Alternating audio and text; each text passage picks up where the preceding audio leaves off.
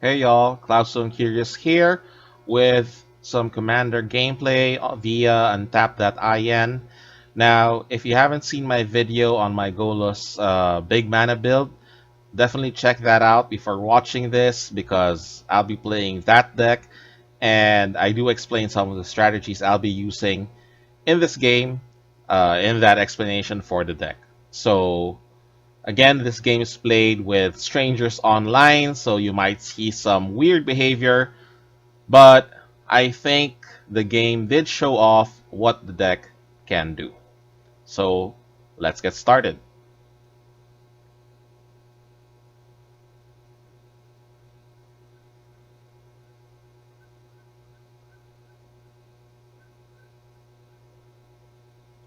So right away you'll see my hand here isn't that good.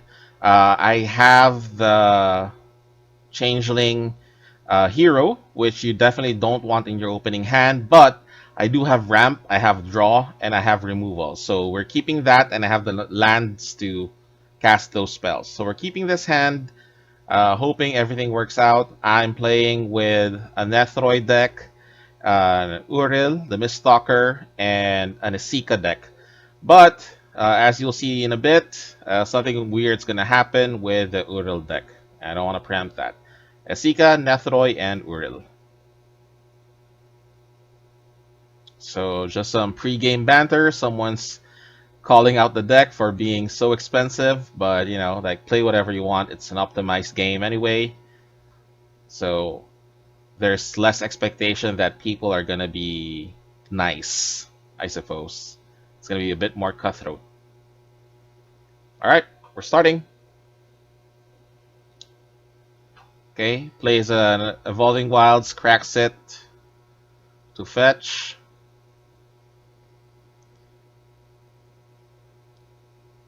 I believe a forest in this case. We get the forest.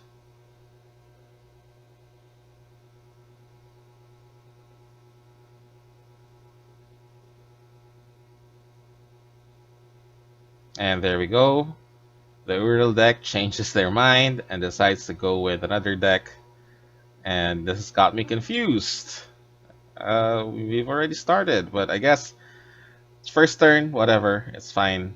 Doesn't really change the game that much. I play my forest, find a nice spot for it, and pass the turn.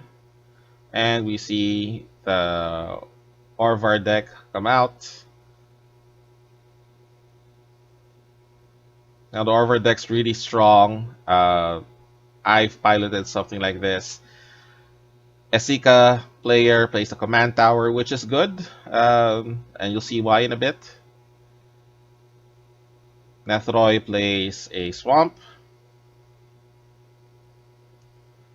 Uril, which is now Orvar, plays an island and passes turn to me. I draw into an exotic orchard, which is good because again, there's a command tower in play. That means my exotic orchard taps for all 5 colors of mana. Temple Garden comes into play, shocked, tapped, and we see a Talisman of Hierarchy enter the battlefield. Pass turn. Now an Ores of Signet for the Nethroi player, another island for the Orvar player, and I'll play my island. Now here I debate whether I should cast my Frantic Search, untap, or I should just get Kodama's Reach. I'll go for Kodama's Reach because I don't really need the draw right now, and I don't really want to discard anything. So I'll pass while I search. And we're going to search for a couple of lands. Again, this deck is band based, so we're going to focus on blue, white, and green. And in this case, I'll be getting a Plains and another Plains. Meanwhile, Esika deck plays a 3 visits, so you know those are like the cards that are really making it expensive. Orvar wants to respond. Oh, nothing. Okay, it's nothing. So 3 visits, really expensive deck, really good, fetches out a Stomping Ground. Again, for that sort of deck, I imagine you need a lot of mana fixing. Just makes sense. Nethroi deck plays out Phyrexian Arena. Now, If you notice in my hand, I do have Cleansing Nova, and I'm going to contemplate playing it in a bit. Orvar deck will play another island and cast a Thing in the Ice. So we see Thing in the Ice there. Uh, that can get scary with Orvar out. So we're gonna see. I will play the planes. Now I want to play the planes here because one, I do have the green mana source available, and also because they've already seen the planes since I got it from Kodama's Reach. I will cast Cultivate. I'm gonna screw up the play here a little bit, but it doesn't really matter. I'll tap the Exotic Orchard for green to cast Sakura Tribe Elder just to speed things up, and I will pass the turn while I search.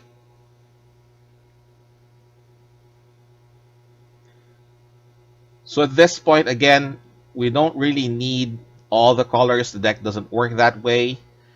But let's build the mana base that we expect. So again, Bant colors, blue, green, and white. So I'm going to get a forest.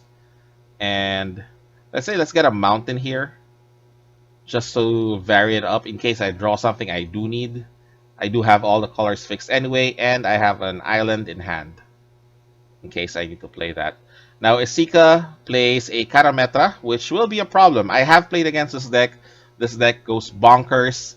Pretty similar playline with the World Tree, but it spits out a whole bunch of gods. Meanwhile, Nethroi plays a Lurus of the Dream Den and a Fiend Artisan. Maybe I should have wiped earlier, but I think this will... I think I do need to wipe this turn. And that is a Thran Dynamo. Okay, so I know what to wipe out here. So at the end of turn, I'm going to fetch out a Swamp, again, just to keep them thinking that Golos is actually going to activate. So let's fix my lands here. Now, at this point, it might seem like it makes sense to wipe the board of creatures, but the creatures aren't really threatening as they are, and I'd rather my opponents lose some tempo. So in this case, I'll be casting first my Frantic Search because again, I have a full grip. I can afford to discard some of these cards, and some card selection is necessary, and it won't really damage me in terms of mana. So I discard those two and I untap my lands. So I have all my mana available. I play my Guildgate. Tapped. And always want to tap the basics first, obviously. Keep the blue mana open. I do have a counterspell in hand, but they're not necessarily sure about that. But it's always nice to keep your opponents guessing whether you have the spell. I cast Cleansing Nova to remove artifacts and enchantments, and the board gets wiped. Serious tempo damage, especially for those playing bounce lands like Nethroi here. You lose your mana rocks, you lose your engine. Tropical Island, again, we're seeing where all that budget went into. And Karametra does get crazy when you play more creature cards. So that's alarming, but these creatures don't really do anything right now. And if you notice, the Karametra player, or sorry, the Esika player is running short of cards in hand. So from the Karametra trigger, we get a bayou, which is, you know, a forest. Nethroi turn. So the damage that we do by removing Fire Action Arena cannot be overstated. And we see that Orvar has left.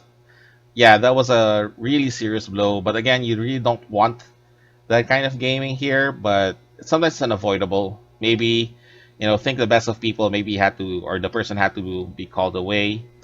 Lurus. Lurus's ability allows the player to bring back the signet, and with the mana, play a Grim Haruspex. So, not the arena. I guess I don't think you can play the arena. Okay, so now we have a pretty interesting choice. We have the mana ramp. Again, I make the mistake of tapping the wrong kinds of lands. We tap our basics here, keep the blue open, we don't need it, to cast Zurta Ancient. Now, Zurta Ancient is fantastic because it doubles my mana. Uh, I am risking a fair amount here by not leaving up protection for the mana doubler. But my experience is that some of these players, or most players, will want to keep the hug cards alive so that they can make use of it. So that's going to stay on the field, and at this point, I can actually go and fetch up the World Tree because I do have my mana doublers. If I get to untap with this, then I can activate it during upkeep.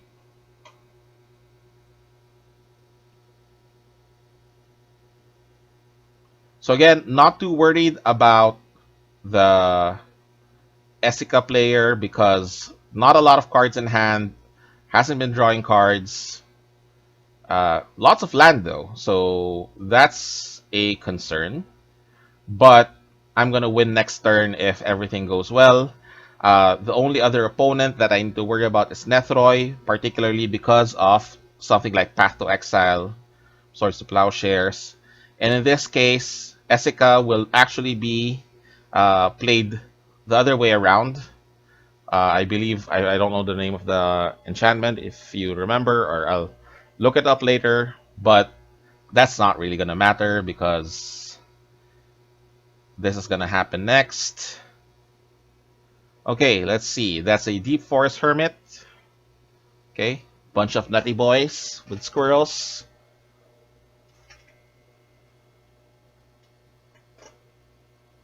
Not bad for the deck, actually. I think that works well with Nethroi. Once it mutates, then you get your squirrels back. Nethroi player is using Fiend Artisan, sacking the Hermit. Now, here's the problem. It's a 4 CMC creature in Absent Colors. What can this deck pull out? Okay, so it's a Marin. Again, at this point, they're not playing defensively. They're playing, they're still building their board. But this is what you tend to do if you have a mana doubler. You don't worry about the one who cast. And as you notice, like, they realize what's going to happen. But again, I am a budget deck. I am not able to carry all the gods in the deck. But during upkeep, I activate my World Tree. Now, you want to do this during upkeep because you don't want to accidentally draw into any of your gods. So we're fetching the cards that we need. Oh, and then Marin brings back the Squirrel Boy back to hand. Not enough experience counters. So we get Perforos, we get the Changeling Titan, and the Changeling Berserker.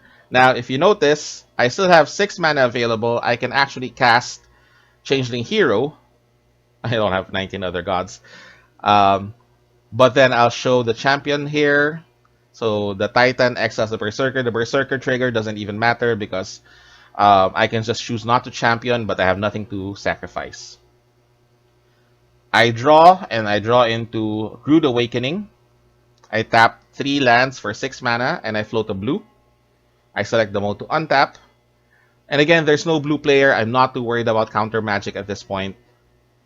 I'm floating a blue. I tap a Plains and a Swamp. And I play out my Changeling Hero.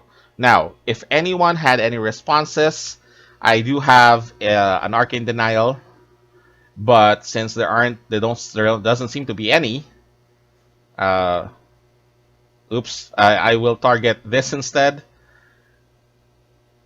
And then Titan leaves, Berserker enters, exiles hero, and then that's GG. They get it right away, and that's game. So that was the gameplay for Golos, big mana, World Tree pulling off the combo. So key here, some key realizations. You definitely want removal in your decks. You definitely want to be able to stop your opponent's strategy. You don't want to just be building your own strategy and carry no interaction, especially at an optimized table, because people are just gonna get away, gonna run away with it. The board wipe I think was good at the time that I played it because, well, it slowed down my opponents, um, put them off their game plan, and actually knocked out the Orvar player. Although again, I don't think that was the best way to showcase the deck. The Orvar player could definitely have been carrying counter magic that I had to worry about. But knowing how Orvar plays, I had the Beast Within. I would have definitely tried to do everything I can to draw out those counter spells, or basically keep Orvar off foot. Um, I could have delayed the play a bit longer, let them slug it out.